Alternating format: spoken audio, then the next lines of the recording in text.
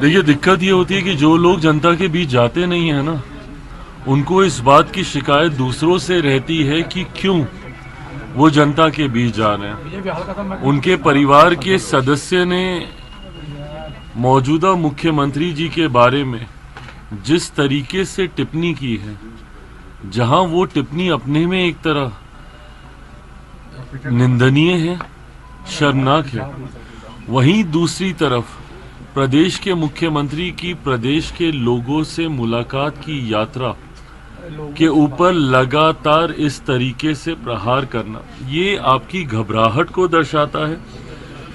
क्योंकि हकीकत है ये कि जब तक ये लोग सत्ता में रहे थे, कभी इन्होंने जनता से संवाद करना या जनता के बीच जाना जरूरी नहीं समझा। जब जब ये या इनके परिवार के सदस्य सत्ता में आते हैं तो अहंकार इतनी चरम सीमा पर होता है कि जनता के बीच जाना तो दूर, जनता के लिए दरवाजे भी इनके बंद रहते हैं।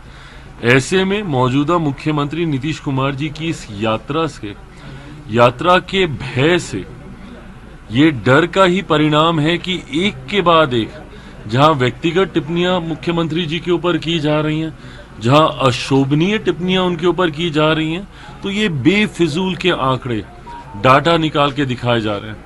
क्या इससे पहले जब इनके परिवार के सदस्य इस पद पर थे और वो लोग जब किसी कार्यक्रम में जाते थे तो क्या उस पर खर्चा नहीं आता था? ये एक व्यवस्था का हिस्सा है, पर इसको इस तरीके से प्रदर्शित करना, इसको इस तरीके से दिखाना आपकी घबराहट को दर्शाता है। आगामी विधानसभा में उपचुनाव ने दर्शा ही दिया। जिस तरीके से 4 सीटों पर उपचुनाव हुए थे और एनडीए का 100% स्ट्राइक रेट रहा था इस उपचुनाव में, और उसमें तो कई सीटें ऐसी हैं जिसको ये लोग अपनी जागीर मानते थे। बेलागंज जैसी सीटें ये लोग सोचते थे कि हम लोग कभी इस सीट को हार ही नहीं सकते। जब ऐसी सीटें ये लोग हारे हैं तो इस बात की घबराहट इनके मन में इतनी ज्यादा है क्योंकि परिणाम इनको अब दिखाई दे रहे हैं। मैं मानता हूं कि इन 4 उपचुनाव ने कम से कम इतना तो दर्शा दिया कि जो हम लोग का लक्ष्य है 225 सीटें जीतने का 2025 बिहार विधानसभा चुनाव में, उस लक्ष्य को हम लोग पार करने जा रहे हैं। और इसी बात से डर कर ये लोग बिना बात का विषय उठाने का प्रयास कर रहे हैं। राज्यसभा में देखी जा रही है, कांग्रेस के लोग लगातार हमलावर है भाई प्रेसिडेंट पे, कैसे देखते हैं सर की? कल भी बहस हो गई है खड़गे जी में। और देखिए, मैं मानता हूं कि इस तरीके से चेयर के ऊपर टिप्पणी करना कतई उचित नहीं है।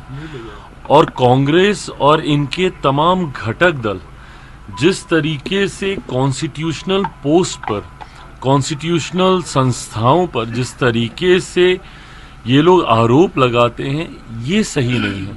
आप अराजकता के माहौल में आप नहीं जी सकते हैं। आपको संस्थाओं पे यकीन करना होगा।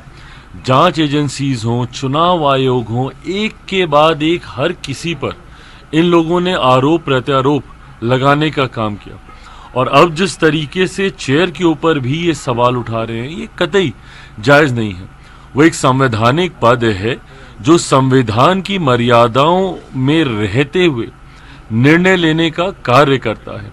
ऐसे में जब आप उस चेयर के ऊपर इस तरीके की टिप्पणी करते हैं, ये कतई उचित नहीं है। आप चुनाव को लेकर आप टिप्पणी करते हैं, चुनाव आयोग को लेकर टिप्पणी करते हैं, जिन राज्यों में आपकी सरकार बनती है वहां पर आप चू नहीं करते, बट जहां आपकी सरकार नहीं बनती वहां पे ईवीएम पे ठीकरा फोड़ते आप नहीं थकते। अगर आपको विश्वास ही नहीं है चुनाव आयोग पर या ईवीएम के द्वारा, तो आप बताइए ना, फिर आप लोगों ने झारखंड में इतना भव्य शपथ ग्रहण का समारोह क्यों किया? मना कर देते। महाराष्ट्र में तो आप लोग यही सवाल उठा रहे हैं ना। तो अगर महाराष्ट्र में ईवीएम से चुनाव हुए वो गलत है, तो झारखंड में ईवीएम से चुनाव हुए वो सही कैसे हैं? कल प्रियंका गांधी जी जब सदन में बोल रही थी, वो भी इसी ईवीएम के परिणाम से जीत कर आई हैं और उसके बाद वो बैलेट पेपर की वो मांग कर रही हैं। तो जहां पे परिणाम आपके पक्ष में आए वो सही। अगर इतना ही है तो आप हिम्मत दिखाइए, जितने आपके सांसद, जितने विधायक हैं जो ईवीएम के माध्यम से जीते हैं, सबका इस्तीफा करवाइए। पूरा विपक्ष एक साथ एकजुट होकर बोले कि हमें नहीं इस व्यवस्था पे यकीन, हम सब इस्तीफा दे रहे हैं। आज ही घोषणा कर दीजिए कि अगले किसी भी विधानसभा के चुनाव या लोकसभा के चुनाव जो ईवीएम के द्वारा कराए जाएंगे, हम उन चुनाव में हिस्सा नहीं लेंगे। पर ऐसा नहीं करेंगे। आपको सत्ता का सुख भी भोगना है जिन राज्यों में आपके पक्ष में परिणाम आए हैं, संसद में भी आपको जाना है, विधानसभा में भी आपको जाना है, पर उसी संसद और विधानसभा में खड़े होकर जिस प्रक्रिया के माध्यम से आप चुनकर आए हैं उसके ऊपर आपको उंगली भी उठानी है। और उंगली उठाते उठाते टीका टिप्पणी करने से आप चेयर पर भी इस तरीके के विवादित बयान देने से आप बाज नहीं आते। ये गलत है, ये लोकतंत्र की मर्यादाओं के खिलाफ है। पहले भाषण को कैसे देखते हैं? कल उन्होंने जो पार्लियामेंट में भाषण दिया, उनका पहला भाषण था, राहुल गांधी ने तो बोल दिया मुझसे बेहतर। नहीं, ये बात तो खैर सही है, ये तो सभी जानते हैं कि भाई राहुल जी थोड़ा सा बोलने के मामले में कमजोर हैं, प्रियंका जी उनसे बेहतर देती हैं, बट भाषण देने की शैली से ज्यादा कंटेंट क्या है वो मायने रखता है। आप उनमें किन बातों को उठा रहे हैं, किन तथ्यों को आप रख रहे हैं। जब संविधान पे चर्चा हो रही है तो कांग्रेस के नेता क्यों नहीं उस काले अध्याय को याद करते हैं जब इन्हीं के नेता के द्वारा, इन्हीं के प्रधानमंत्री के द्वारा देश में आपातकाल लगाया गया था। आज जो लोग संविधान को अपनी जेब में लेकर घूमते हैं, उस वक्त क्या संविधान की हत्या नहीं की गई थी? सही मायनों में अगर लोकतंत्र की हत्या आजादी के बाद कभी की गई है तो सन 75 में आपातकाल लगाकर ही की गई थी।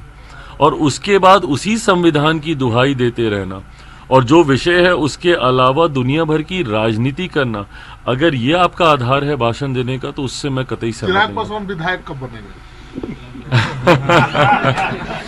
ये इच्छा मैंने जरूर जाहिर की है। मेरा राजनीति में आने का कारण ही बिहार और बिहारी रहे हैं। इस इच्छा को मैंने जरूर जाहिर किया है कि सांसद बनने से ज्यादा महत्वपूर्ण एक मेरे लिए विधायक की भूमिका होगी, जहां अपने राज्य में रहकर मैं अपने राज्य के लिए मैं ज्यादा कार्य कर सकूं, बिहार फर्स्ट बिहारी फर्स्ट की सोच को मैं धरातल पर उतार सकूं।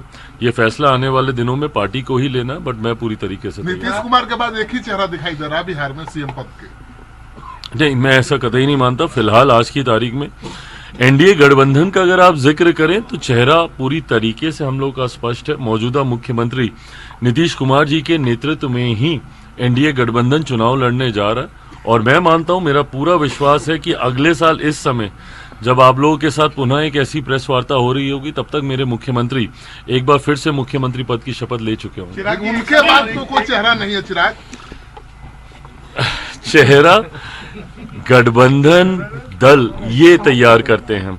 मैं मानता हूं आज की तारीख में गठबंधन पर बिहार की जनता का विश्वास है और उस गठबंधन का नेतृत्व फिलहाल बिहार में मौजूदा मुख्यमंत्री नीतीश कुमार जी ही कर रहे हैं और वही चेहरा होंगे और वही अगले मुख्यमंत्री भी होंगे। पर साक्षात्कार देते हुए नेता प्रतिपक्ष ने कहा है कि जिस तरह से बीजेपी ने नीतीश कुमार को डुबोया है उसी तरीके से चिराग पासवान को भी डुबो देगी। देखिए, वो उनका ये प्रयास हमेशा रहता है कि किस तरीके से गठबंधन के बीच दरारें पैदा की जा सके। जितने भी विपक्ष के दल हैं और जितने भी विपक्ष के नेता हैं वो निरंतरता में इस तरीके की बयानबाजी करते हैं ताकि एनडीए के घटक दलों के बीच किसी तरीके का विवाद उत्पन्न हो, एक दूसरे के प्रति अविश्वास उत्पन्न हो। इस तरीके की भूमिका उन्होंने विपक्ष ने हमेशा निभाने का प्रयास किया है क्योंकि ये उनका अपना अनुभव रहा है। जिस तरीके से सो कॉल्ड इंडिया अलायंस के बीच ही जितने भी घटक दल हैं उन्हीं में विश्वास नहीं है, एक दूसरे की टांग खींचने के लिए जो लगातार तत्पर रहते हैं। राहुल जी अभी जिस पद पर बैठे नहीं हैं उस पद से उनको कैसे हटाया जा सके और ममता बनर्जी जी वहां पर जाकर बैठ जाएं, इसके लिए प्रयास चल रहा है। तो अविश्वास का माहौल जिस तरीके से आप बिहार में ही देख लीजिए, कांग्रेस और राजद के बीच में अविश्वास का माहौल नहीं है। जहां एक तरफ राजद का कांग्रेस के साथ यहां पे गठबंधन है, वहीं उनके वरिष्ठ नेता, उनके राष्ट्रीय अध्यक्ष सीधा ये बयान देते हैं कि ममता बनर्जी जी को इस गठबंधन का नेतृत्व करना चाहिए। तो जो दरारें उनके बीच में हैं, उन्हीं दरारों को वो एनडीए गठबंधन के भीतर भी देखना चाहते हैं क्योंकि उनसे ये बर्दाश्त नहीं होता कि एनडीए गठबंधन के तमाम पांचों घटक दल इतनी सहजता के साथ एक दूसरे के साथ कैसे हैं।